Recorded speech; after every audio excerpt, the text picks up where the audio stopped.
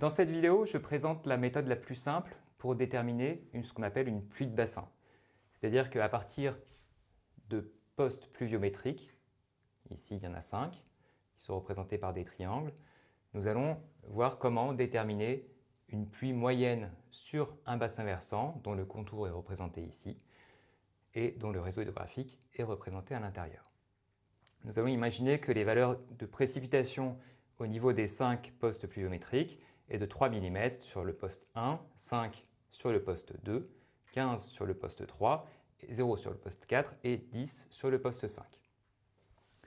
Le principe de la moyenne arithmétique est extrêmement simple. Il consiste à faire une moyenne arithmétique simple des postes pluviométriques en présence sur le territoire. Donc ici, la pluie du bassin versant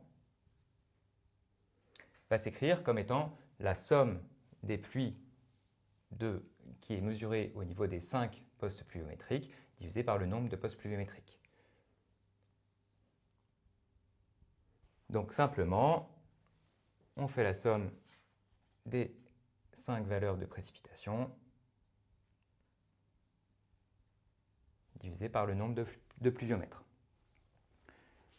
On arrive à une valeur de 33 divisé par 5 et donc une estimation égale à 6,6 mm pour la pluie de bassin.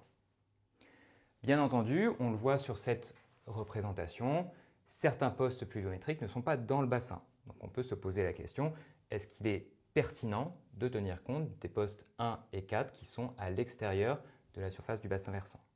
Le choix d'inclure ou pas ces deux postes dans le calcul de la moyenne arithmétique dépend de considérations qui vont être la représentativité de ces points-là par rapport à la représentativité des points qu'on a déjà dans le bassin versant. Donc ici, je pourrais me dire que le poste pluviométrique 4 permet de représenter la précipitation sur cette zone-là qui n'est pas mesurée par les autres postes pluviométriques.